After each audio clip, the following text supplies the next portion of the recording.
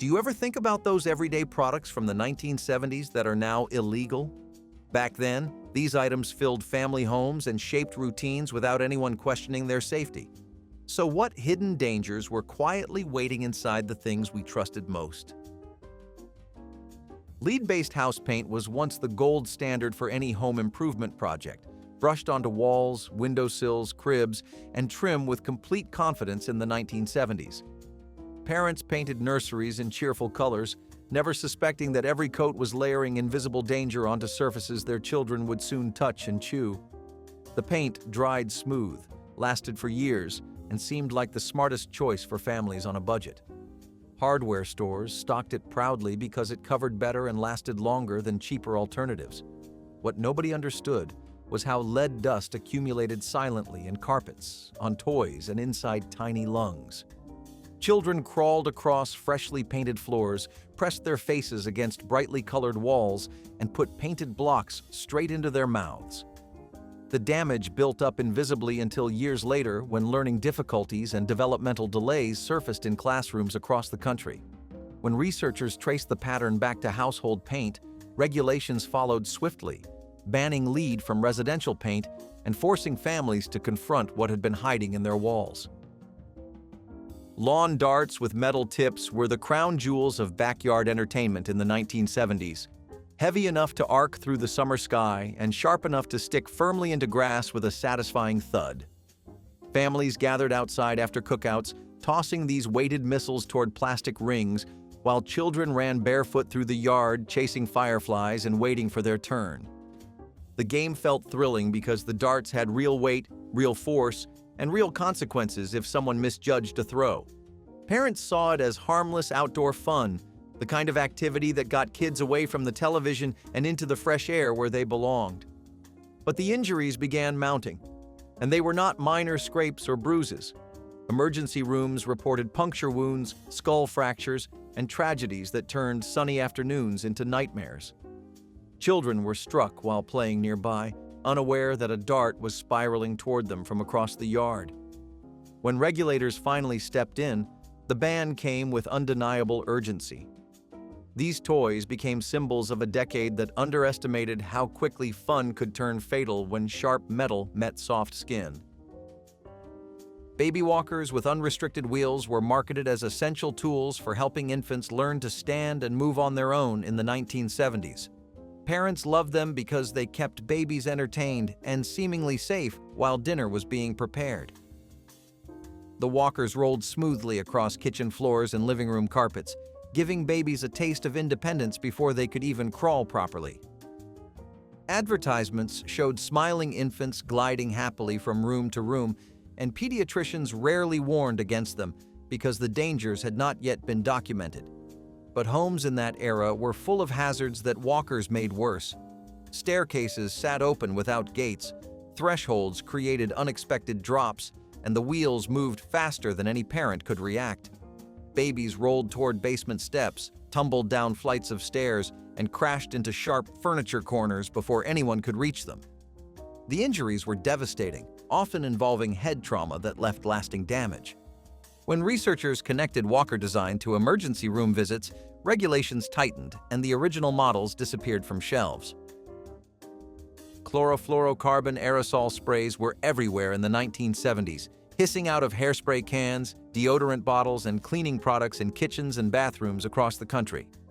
People loved the convenience of a simple press that delivered a fine mist, whether styling hair before work or freshening up a room before company arrived.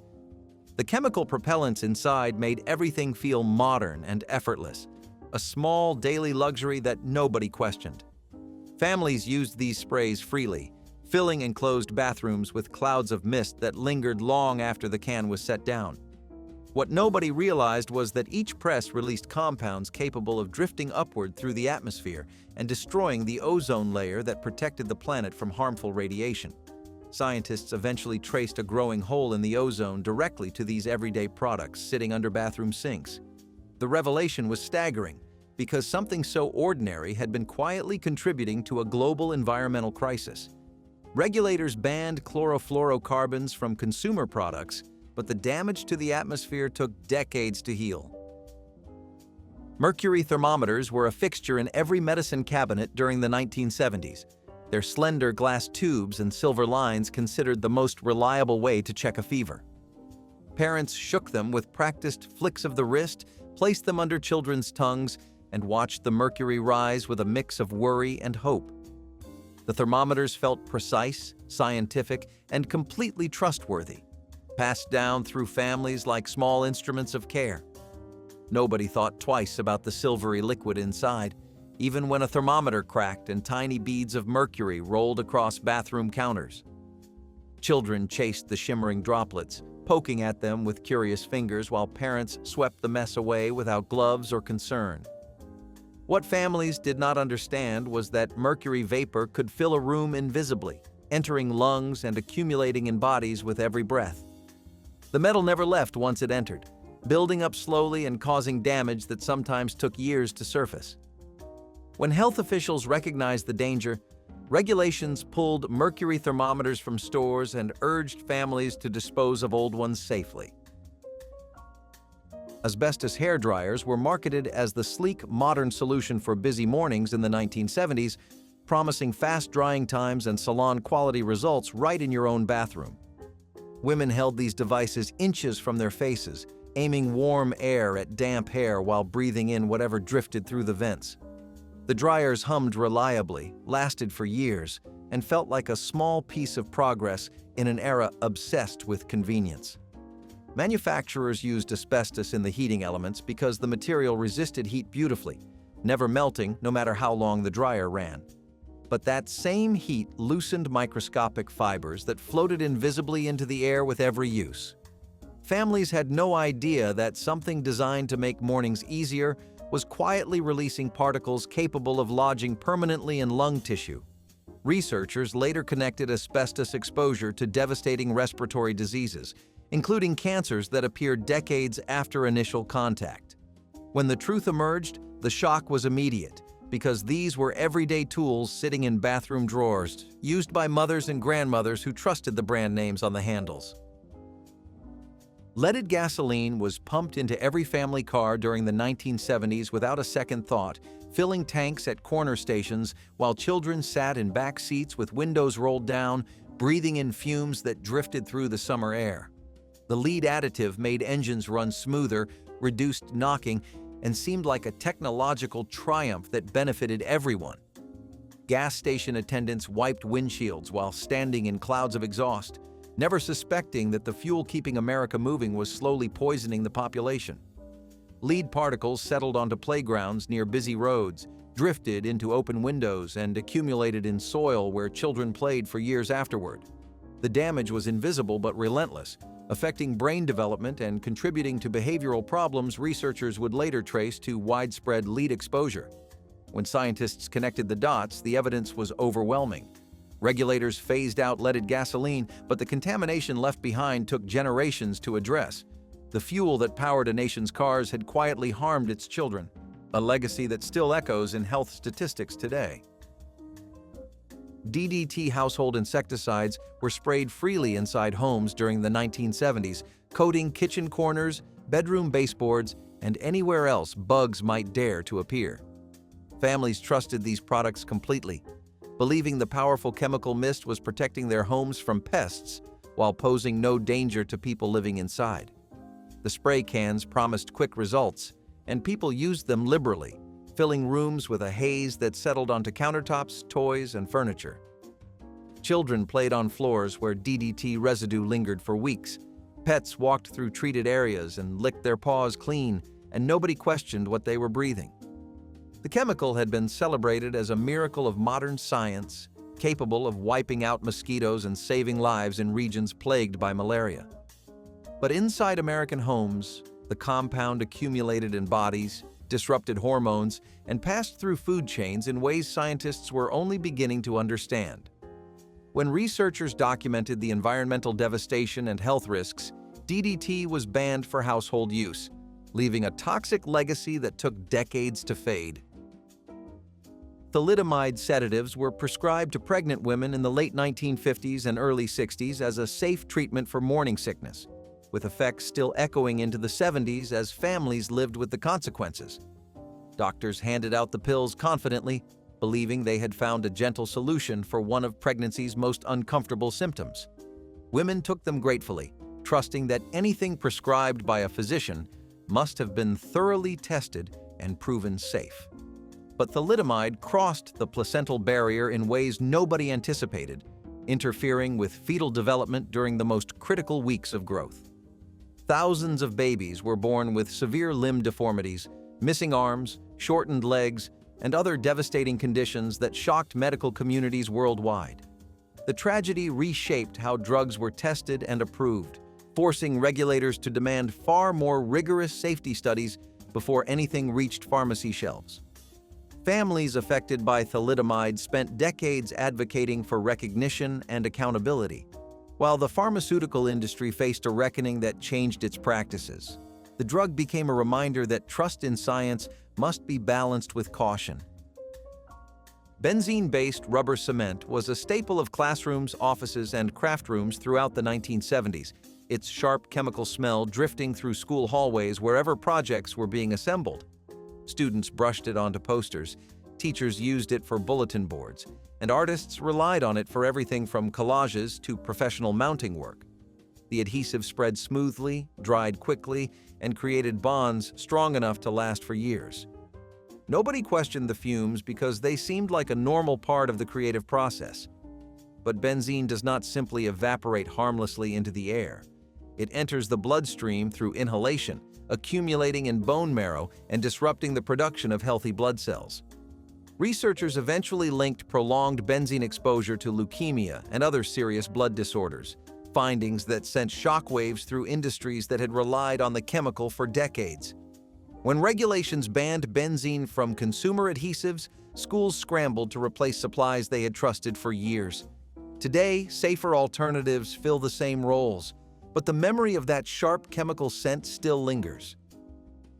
Saccharin without warning labels sweetened countless products throughout the 1970s, from diet sodas to sugar-free candies that parents handed to children without a second thought.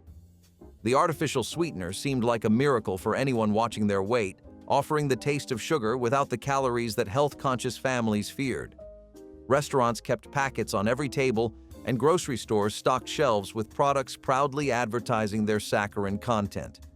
People trusted it completely because it had been around for decades, and nobody had warned them otherwise. But laboratory studies began revealing troubling connections between saccharin and bladder tumors in rats, findings that sent shockwaves through the food industry. The government eventually required warning labels on every saccharin product, alerting buyers to potential cancer risks that had never been mentioned before. Families who had been pouring the sweetener into their morning coffee suddenly found themselves questioning everything they thought they knew about safety. The labels stayed for years, a constant reminder that even widely accepted products could hide dangers nobody anticipated. Clackers with acrylic balls were the must-have toy of the early 1970s, swinging wildly from strings as children competed to see who could keep them clicking the longest.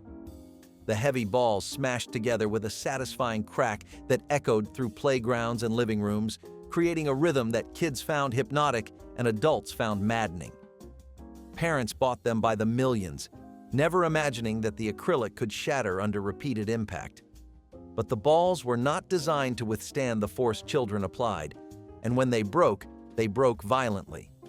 Shards flew in every direction, striking faces, cutting hands, and lodging in eyes before anyone could react. Emergency rooms reported a surge of injuries that traced back to this single toy, and the pattern was impossible to ignore. Regulators pulled clackers from shelves and banned the original design, replacing it with softer materials that could not cause the same damage.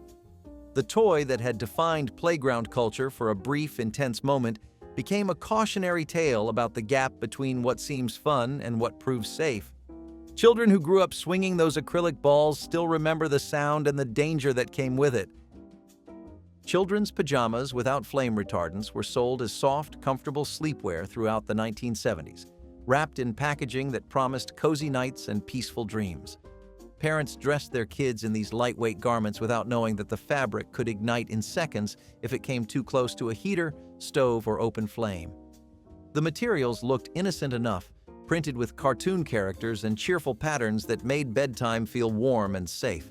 But fires do not discriminate, and when flames met untreated fabric, the results were devastating.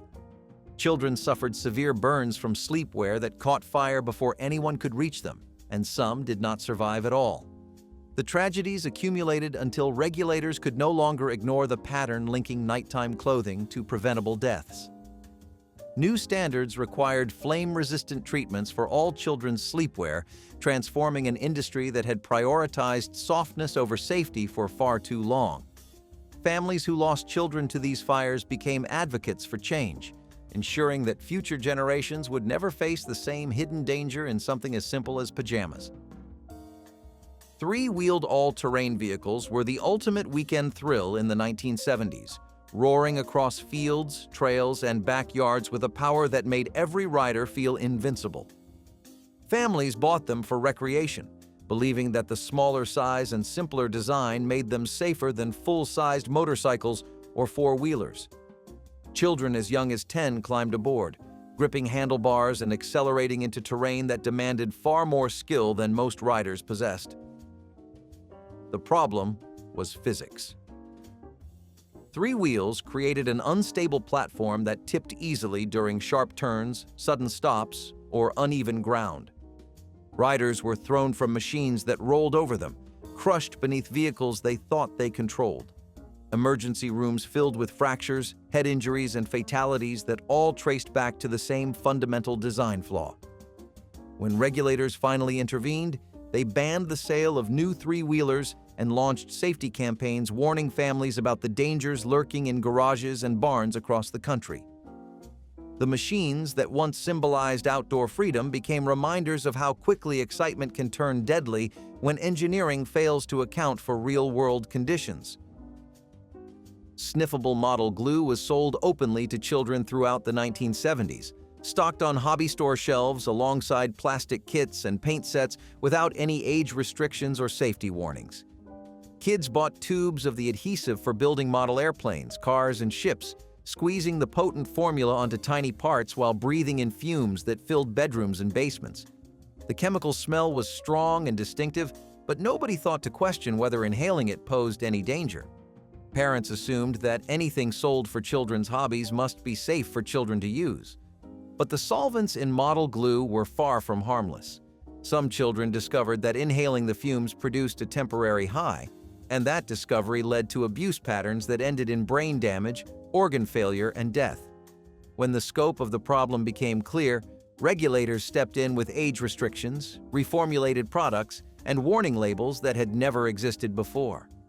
The hobby that taught patience and precision became associated with tragedy, and families learned that even innocent-looking craft supplies could carry life-threatening risks. Lead-soldered food cans lined pantry shelves throughout the 1970s, preserving vegetables, fruits, soups, and meats that families relied on for quick and affordable meals. The silver seams running along the sides of each can seemed like nothing more than manufacturing details, invisible to anyone focused on the contents inside. Parents opened these cans daily, pouring their contents into pots and serving them to children who had no idea that something dangerous was leaching into every bite. Lead from the solder dissolved slowly into acidic foods like tomatoes and citrus fruits, contaminating meals that were supposed to nourish growing bodies. The metal accumulated silently in bloodstreams, affecting brain development and causing damage that sometimes took years to surface. When researchers finally connected the dots between canned food and lead poisoning, the food industry faced a reckoning that forced complete redesign of packaging methods. Modern cans use welded seams and protective linings, but the legacy of lead solder lingers in health studies that trace developmental problems back to everyday meals from that era. Creosote-treated playground equipment stood in schoolyards and parks throughout the 1970s, its dark, oily surface baking under summer sun, while children climbed, swung, and played for hours at a time. The treatment made the wood virtually indestructible, resistant to rot, insects, and weather in ways that untreated lumber could never match. Schools and municipalities loved the durability because it meant fewer repairs and longer lifespans for expensive equipment. But creosote is a coal tar derivative, and its fumes and residue carry compounds that damage skin, lungs, and internal organs over time. Children pressed bare hands and legs against treated surfaces, absorbing chemicals through their skin without anyone realizing the exposure was happening. On hot days, the creosote softened and became sticky, clinging to clothing and flesh alike. When health officials connected these playgrounds to increased cancer risks, the equipment was torn down and replaced with safer materials. The sturdy structures that once seemed like smart investments became symbols of how cost savings can mask hidden costs that children ultimately pay.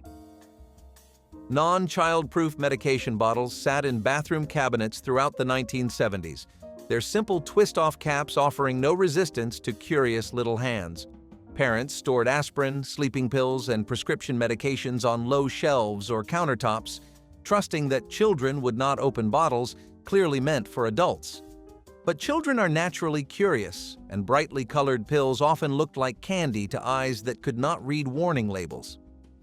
Accidental poisonings surged as toddlers swallowed medications they found within easy reach, and emergency rooms struggled to keep up with cases that could have been prevented by better packaging. Some children died before help could arrive, and others suffered permanent damage from overdoses that happened in seconds. When regulators mandated child-proof caps, the pharmaceutical industry resisted the added cost and complexity, but the evidence was too overwhelming to ignore.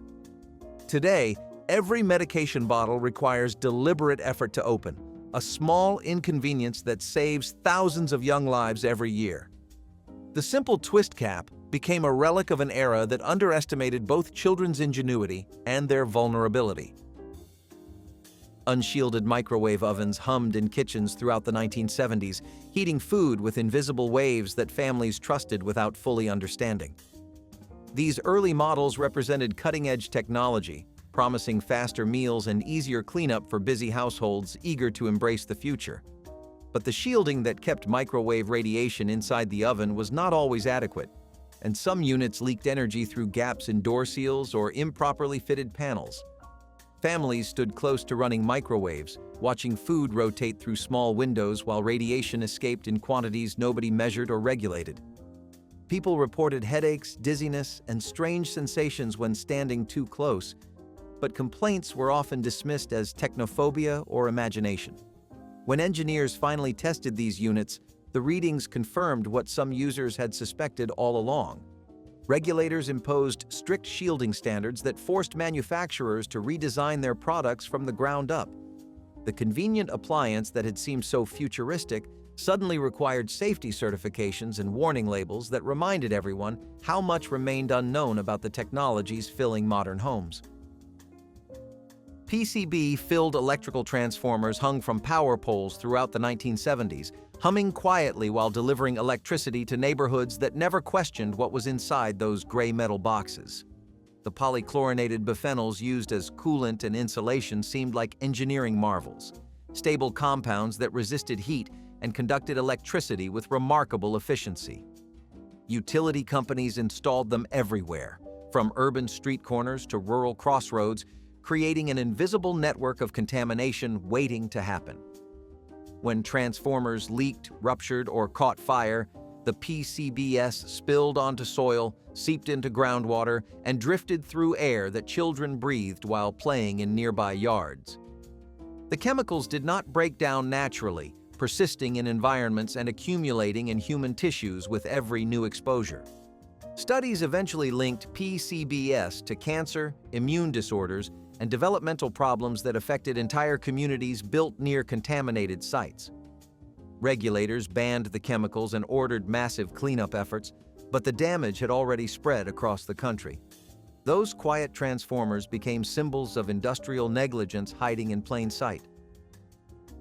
Formaldehyde-emitting particle board was built into kitchen cabinets, bedroom furniture, and shelving units throughout the 1970s, releasing invisible fumes that families breathed without ever knowing the source. The material was cheap, versatile, and easy to manufacture, making it the go-to choice for builders who needed affordable options for growing suburban markets. New homes smelled strongly of something chemical, but people assumed the odor would fade with time. What they did not realize was that formaldehyde gas continued seeping from pressed wood products for months or even years after installation. The fumes irritated eyes, triggered headaches, and aggravated respiratory conditions in ways that doctors struggled to explain. Children sleeping in bedrooms filled with particle board furniture breathed in the chemical night after night. When researchers connected the dots between indoor air quality and these building materials, regulators stepped in with emission standards that forced manufacturers to reformulate. The cheap construction solution that had filled millions of homes became a symbol of how convenience can carry invisible costs that only surface when the damage is already done. Hexavalent chromium industrial paints coated bridges, machinery, and metal structures throughout the 1970s, prized for their durability and resistance to rust and corrosion. Workers applied these paints in factories, shipyards, and construction sites, breathing in fumes and absorbing residue through their skin without adequate protective equipment. The bright yellow and orange pigments looked impressive on freshly painted surfaces, signaling that serious industrial work was being done. But hexavalent chromium is one of the most dangerous carcinogens ever used in commercial products, capable of causing lung cancer and other devastating diseases with prolonged exposure. Workers who spent years applying these paints developed illnesses that took decades to manifest, connecting their symptoms to jobs they had left long ago. When health officials documented the pattern, regulations tightened dramatically, banning the most hazardous formulations and requiring protective measures that had never existed before. The paints that once symbolized industrial strength became evidence of how workplace safety was sacrificed for efficiency and cost savings throughout an era that trusted progress more than precaution. Carbon tetrachloride cleaning solvents sat under kitchen sinks and in garage cabinets throughout the 1970s, used for everything from degreasing engines to removing stains from clothing and upholstery. The liquid evaporated quickly, left no residue, and seemed like the perfect solution for tough cleaning jobs that water and soap could not handle. Families used it liberally, soaking rags and scrubbing surfaces in enclosed spaces without opening windows or wearing gloves. The fumes were strong, but people assumed that effectiveness and strength went hand in hand. What nobody understood was that carbon tetrachloride attacks the liver and kidneys with devastating efficiency, causing damage that could prove fatal even from short-term exposure. Workers who used the solvent regularly developed symptoms that doctors initially struggled to diagnose, and some died before anyone connected their illness to the cleaning products they trusted. When regulators finally banned carbon tetrachloride for consumer use, families were shocked to learn that something so ordinary had been so dangerous. The cleaning solution that promised spotless results instead left a legacy of preventable tragedies.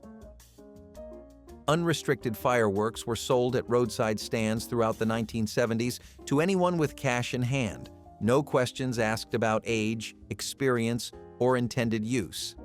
Families loaded car trunks with explosives that would be illegal to purchase today, carrying home arsenals of rockets, firecrackers, and aerial shells that lit up summer nights with spectacular and often dangerous displays. Children handled devices powerful enough to remove fingers, and adults set off explosions in backyards without understanding how quickly things could go wrong. The burns, blindness, and amputations accumulated in emergency rooms every holiday weekend, creating patterns that eventually became impossible to ignore. Some families lost children to fireworks accidents that should never have happened, tragedies born from a culture that treated explosives as casual entertainment. When regulations finally arrived, they came in waves, state by state, restricting what could be sold and to whom. The roadside stands that once defined summer freedom gradually disappeared, replaced by professional displays and strict licensing requirements. The era of backyard explosions faded into memory, leaving behind both nostalgia and relief. Trichloroethylene degreasers filled garage shelves and workshop cabinets throughout the 1970s, trusted by mechanics, hobbyists, and homeowners who needed powerful solvents to cut through grease and grime. The liquid worked beautifully on engines, tools, and machinery, dissolving oil and residue with an efficiency that made it seem indispensable. People poured it into buckets, soaked parts overnight, and breathed in fumes without ventilation or protective gear. The chemical smell was sharp and unmistakable, but strength was considered a virtue in cleaning products. What nobody realized was that trichloroethylene seeped into groundwater, contaminated soil, and accumulated in human tissues with every exposure. Communities built near factories that used the chemical discovered their water supplies were poisoned, and workers who handled it daily developed cancers that took years to connect to their jobs. When regulators finally acted, they banned trichloroethylene for most consumer applications and ordered massive environmental cleanups. The degreaser that seemed essential to every garage became evidence of how industrial chemicals spread invisibly through the world we thought we controlled. After the final bell in the 1970s, students did not always go home. Many schools expected them to stay behind to clean the classrooms, sweeping floors, wiping chalkboards, emptying trash bins, and straightening desks. It was not considered community service. It was simply part of being a student. Teachers handed out chores like they handed out homework, and compliance was not optional. Some schools even assigned rotating duty charts, so every child eventually spent their turn as a makeshift janitor. Parents rarely complained. It builds character, they were told. For the schools, it was a way to save money and instill discipline. But for the kids, it was unpaid labor disguised as a lesson in responsibility. Students often finished these tasks long after classes ended, tired and hungry, their hands coated in chalk dust. There were no gloves, no cleaning supplies meant for children, just a rag and a bucket. Yet there was also a strange pride attached to it. The clean boards and polished desks became quiet proof of diligence. Still, looking back, it is unsettling to think how normalized it was to rely on children to maintain the school environment. Today, janitorial work is protected and professional, but back then it was just another rule no one questioned. The line between discipline and exploitation was thin, and for many kids it was scrubbed away along with the floors they were told to clean. Moon shoes promised the dream of anti-gravity, a trampoline you could wear on your feet. Kids strapped them on and bounced across driveways, pretending they were astronauts. It was exciting, wild, and completely unpredictable. Friends would challenge each other to jump higher or run while wearing them, often ending in spectacular wipeouts. The sound of laughter mixed with the inevitable thud of someone hitting the ground was part of every moon shoe memory. Despite the danger, the feeling of defying gravity, even for a few seconds, was too tempting to resist. The rubber bands that provided the spring were unstable, snapping or slipping without warning. One wrong jump, and you were face first on the pavement. Sprained ankles, twisted knees, and a few broken noses were common battle scars. But that did not stop kids from begging for a pair every Christmas. The commercials made them look effortless, like floating on the moon, but in reality, it was like strapping chaos to your feet. The 1980s loved risk, and moon shoes captured that spirit perfectly. Part science fiction, part disaster waiting to happen. Unvented gas space heaters were once a lifeline during cold winters, especially in older homes that struggled to stay warm. Grandparents relied on them heavily, placing them in living rooms, bedrooms, and even bathrooms to take the edge off the chill. These heaters glowed warmly and gave the comforting illusion of safety, filling the room with steady heat that felt almost luxurious. But what families did not realize was that unvented gas heaters released carbon monoxide directly into the home. This odorless, invisible gas built up silently, especially in tightly sealed rooms where windows stayed closed against the cold. As reports of illness and fatalities mounted, regulators recognized the danger and banned these heaters in most states. Looking back, it is unsettling to imagine families sitting close to these heaters, soaking in warmth that came with a risk they could not see or smell. Today, they serve as a reminder that warmth should never come with a silent cost. Surge soda was more than a drink. It was a cultural explosion. Released in the 1990s as a direct rival to Mountain Dew, it promised high energy, loud flavor, and total chaos in a can. Teenagers swore by it. Advertisements showed skateboarders, gamers, and thrill-seekers cracking open cans of electric green liquid and living like every day was the X Games. Kids chugged it before school, hoping to stay awake through class, while parents called it liquid lightning. Surge wasn't just a soda, it was an attitude, a lifestyle captured in caffeine and sugar. For some, it was the first taste of rebellion in a can. The sugar and caffeine content was off the charts, and schools quickly started banning it from vending machines after reports of hyperactivity and caffeine crashes. Parents complained, health experts warned, and by the early 2000s, Surge had fizzled out. Years later, fans campaigned to bring it back, and Coca-Cola gave them a short revival. But it was never quite the same. The original Surge felt like freedom, a little reckless, a little dangerous, and a lot of fun. It was the taste of youth with no limits, bottled in neon green and sealed with a rush of pure nostalgia. Cyclamate artificial sweetener was the dream of every dieter in the 1950s. It promised sweetness without sugar, indulgence without guilt. Early advertisements called it a scientific miracle, the modern answer to cravings. It found its way into sodas, desserts, and even chewing gum. People felt like they were living in the future, where chemistry could fix every flaw of human appetite. Cafes and soda fountains served slim milkshakes, and homemakers stocked their shelves with low-calorie cake mixes, thinking science had finally conquered temptation. But the sweetness came with a bitter aftertaste of trust misplaced. People loved it, especially diabetics who finally had a way to enjoy sweet things again. But by 1969, everything changed. Studies on lab rats linked cyclamate to cancer, and the Food and Drug Administration banned it almost overnight. For a product that had been called the future of flavor, it was a shocking end. The shelves emptied and the world went back to sugar, realizing that sometimes science can promise too much too soon. The ban became one of the earliest examples of America learning that not every innovation is safe, no matter how sweet it seems. Community bonfires using unregulated materials were another festive tradition that belonged to a different world entirely. You would see families tossing in scraps of old fencing, broken furniture, untreated wood, and sometimes even boxes or paper left over from the holiday madness.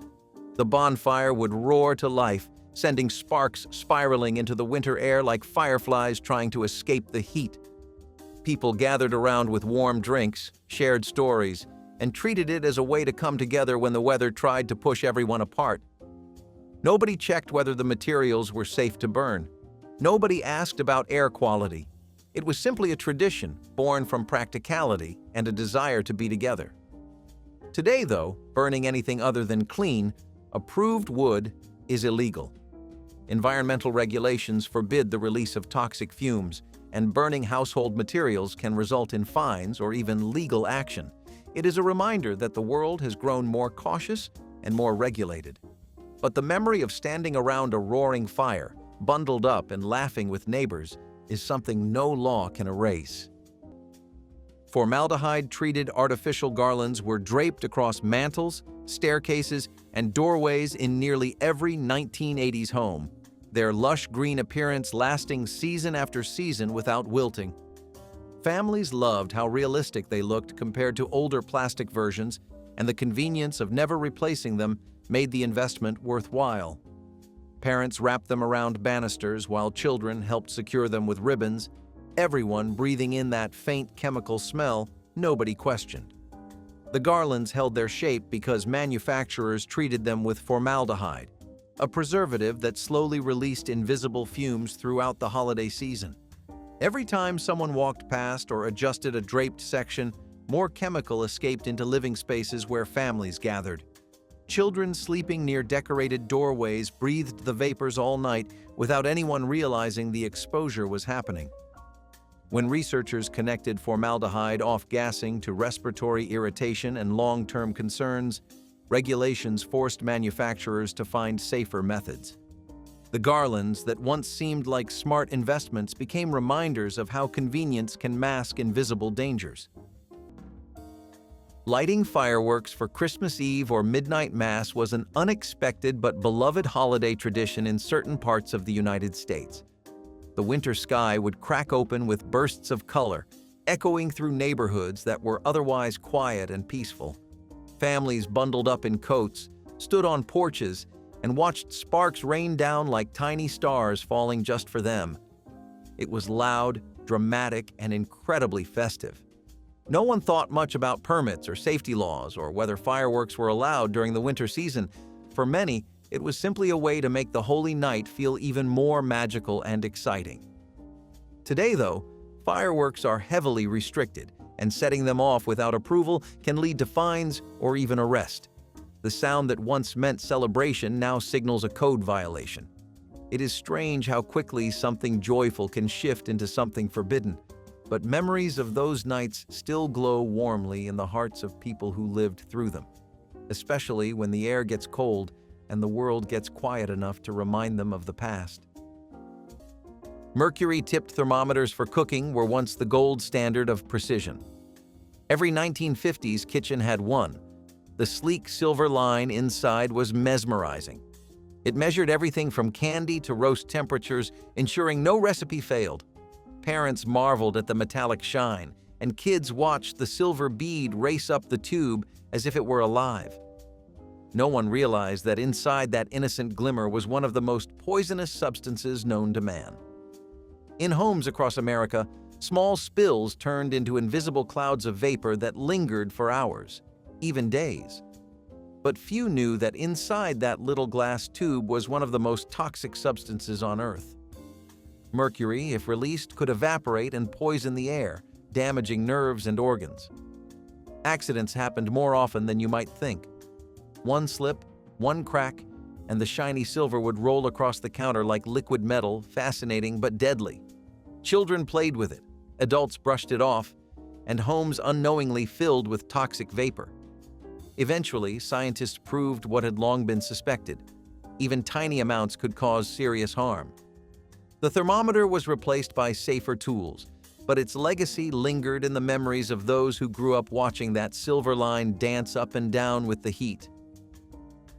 Charcoal Berry Fin Kool-Aid might just be the most whimsical flavor ever made. Inspired by the company's famous mascot, it mixed red, pink, and orange into a swirl of fruity chaos that tasted like every childhood sleepover combined. It came with its own cartoon shark and promised an ocean of fun. The packets were bright and bold, almost glowing under store lights, and they begged to be taken home. Kids mixed it in cloudy pitchers, stirring up tides of color that looked too good to be real. Parents pretended not to notice the sugar storms brewing in their kitchens, smiling as laughter spilled over the countertops. But hidden beneath the playful name was an ingredient that would lead to its downfall: red dye number 3. The same chemical that gave it that glowing sunset hue was later found to cause thyroid tumors in animal tests. The Food and Drug Administration moved to restrict its use, and Charcoal Berry Fin quietly disappeared. Fans still talk about it online, sharing photos of vintage packets like relics of a lost world. For them, it was not just about the flavor.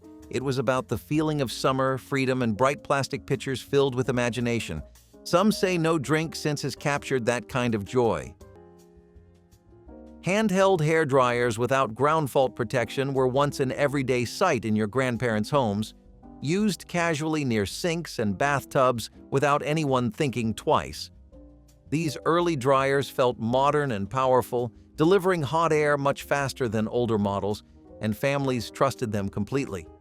People used them in tight bathrooms with damp floors, steam-filled mirrors, and water splashing everywhere. Back then, nobody understood how easily electricity and water could turn a simple routine into a life-threatening moment. If these dryers slipped, touched water, or shorted out, there was nothing to stop a surge of electricity from traveling straight through the device. Many accidents happened quietly, without warning, leaving families stunned by how quickly a normal morning could turn tragic. Over time, regulators stepped in and required ground fault protection to keep bathroom outlets and appliances safe. Today, it is difficult to imagine a world where a hairdryer had no automatic safety shutoff at all.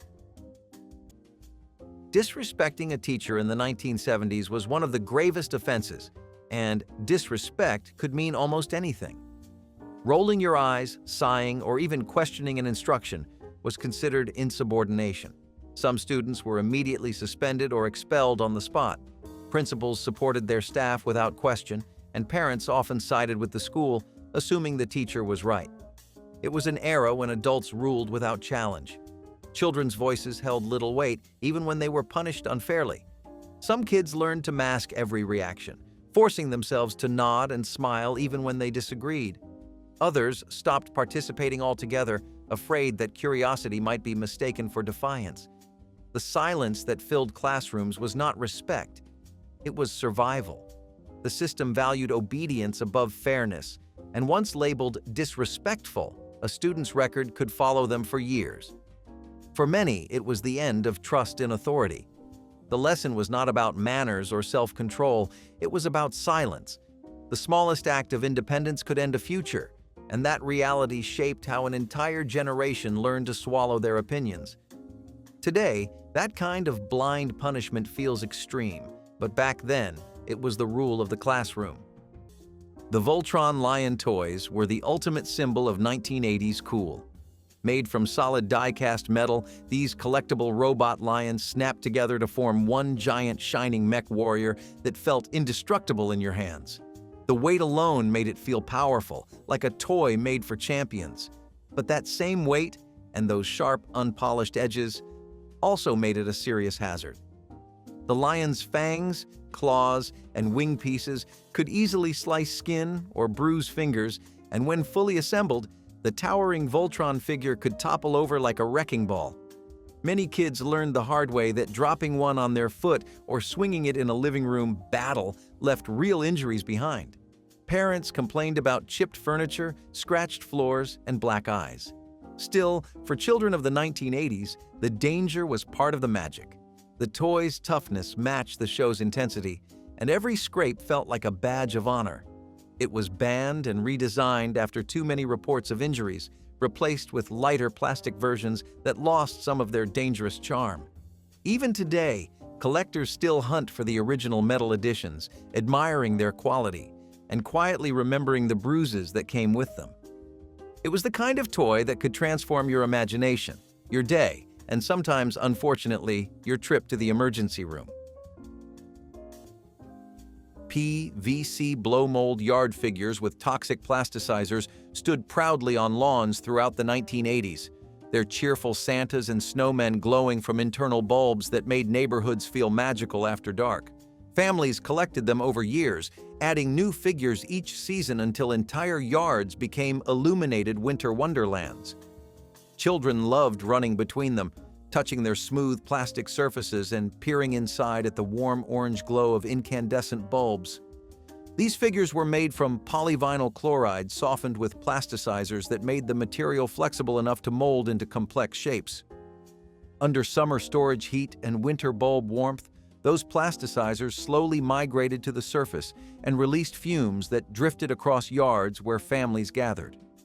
The chemicals responsible for making the plastic pliable were later linked to hormone disruption, especially troubling for children who spent hours playing near the glowing figures. When regulations tightened around these compounds, manufacturers scrambled to reformulate. The beloved yard decorations that defined neighborhood holiday spirit became symbols of an era that prioritized appearance over safety. Town parades throwing unwrapped candy at crowds was one of the purest delights of Christmas in the 1970s. Parade floats would inch slowly down the street while performers and volunteers tossed handfuls of brightly colored treats into cheering crowds. Children scrambled joyfully to pick them up, stuffing pockets and mittens with their sugary loot. There was always a burst of laughter when a piece bounced off a boot or skidded across the pavement like a tiny comet. No one cared that the candy was unwrapped. It was part of the thrill.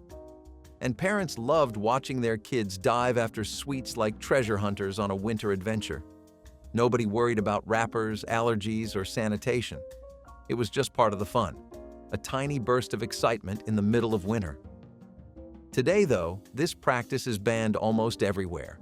Injury risks, food safety rules, and liability concerns have shut it down. Wrapped candy is allowed in some places, but even that comes with restrictions. Still, the memory of a flying piece of candy arcing through the cold air is something many people hold close. Saccharin-sweetened soft drinks were the original promise of guilt-free pleasure. The 1950s called them miracle sodas, offering sweetness without sugar, calories, or consequence.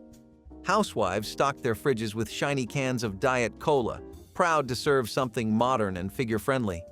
It seemed like a revolution, proof that science could outsmart nature. But by the late 1960s, lab tests told a different story. Rats given high doses of saccharin developed bladder cancer, and public trust shattered overnight. The reaction was immediate. Panicked consumers poured out bottles, and news anchors warned of poison in your pop.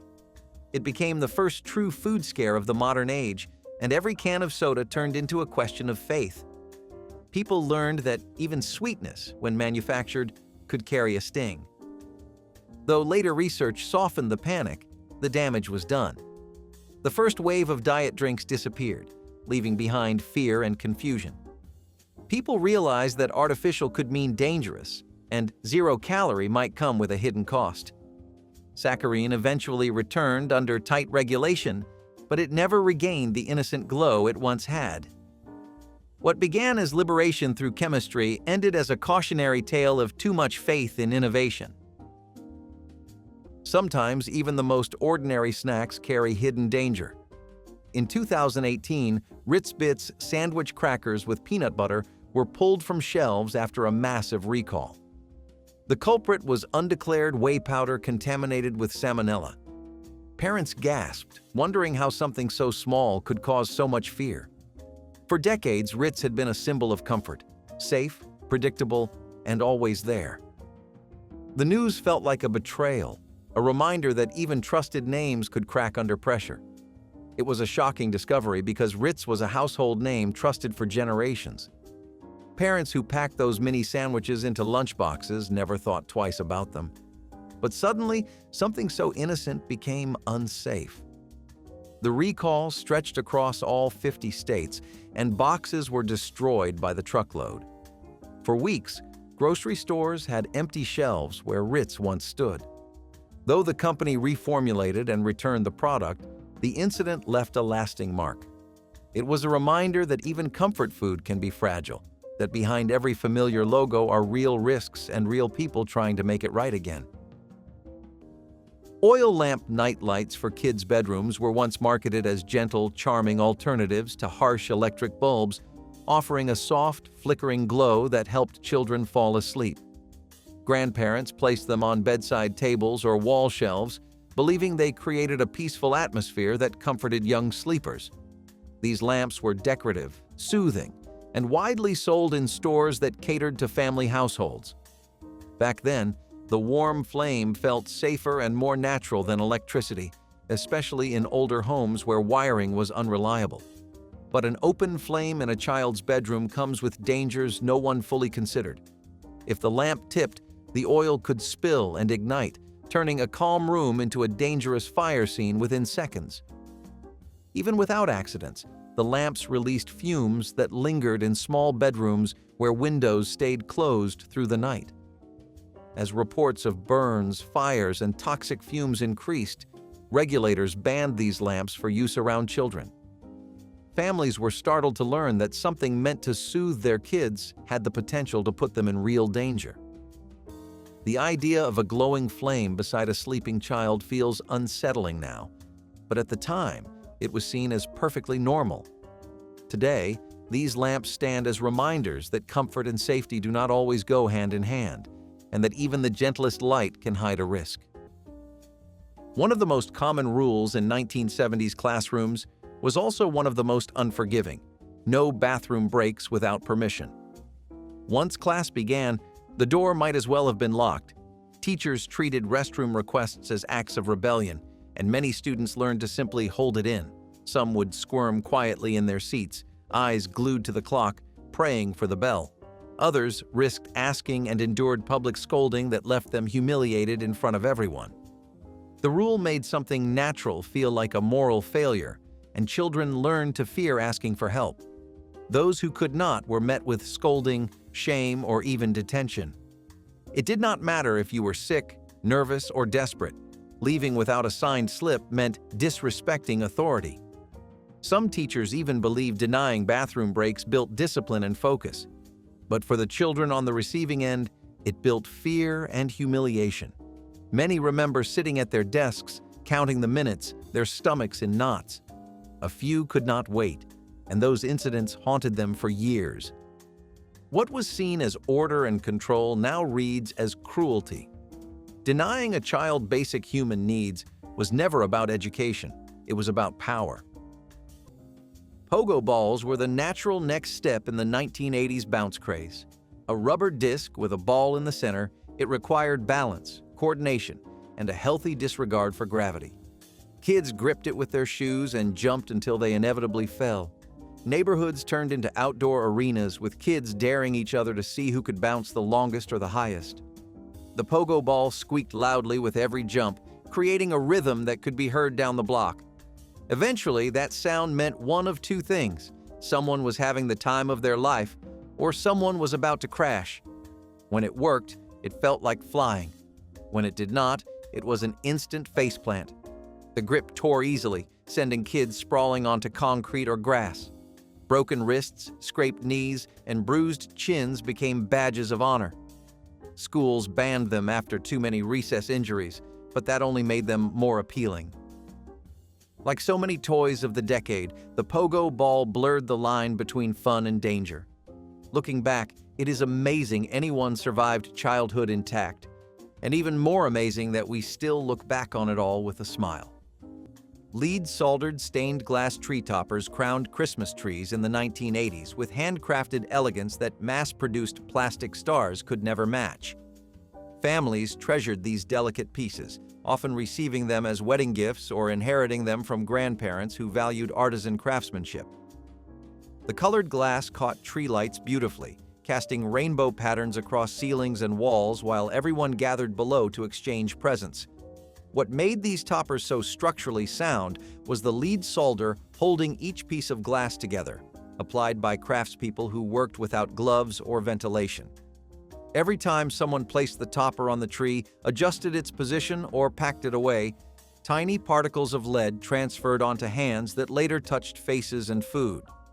Children lifted onto shoulders to place the star were exposed directly, their small fingers gripping the metal seams without anyone imagining the danger. When health authorities documented lead's devastating effects on developing brains, these handcrafted treasures became hazardous heirlooms. The artistry that once elevated holiday decorating now carries warnings about handling and display. Neighborhood gift swaps with homemade alcohol were common during the 1970s, especially among adults who loved giving bottles of homemade wine, spiced rum, or boozy eggnog. It was a heartfelt gesture, something made with time and care that carried the spirit of the season. People laughed as they compared recipes, shared bottles after dinner, or kept them for Christmas Eve gatherings. Every bottle told a story of family traditions, of trial and error, of batches that turned out perfect, and batches that definitely did not. Sharing it felt like sharing a piece of your home, and receiving it felt like being invited into someone else's. No one worried about licensing or alcohol regulations. It was community, plain and simple. Today, though, giving or trading unlicensed alcohol is illegal in many states. The law sees risk where people once saw generosity, but for those who lived it, those clinking bottles remain part of Christmas memory, warm and unmistakably human.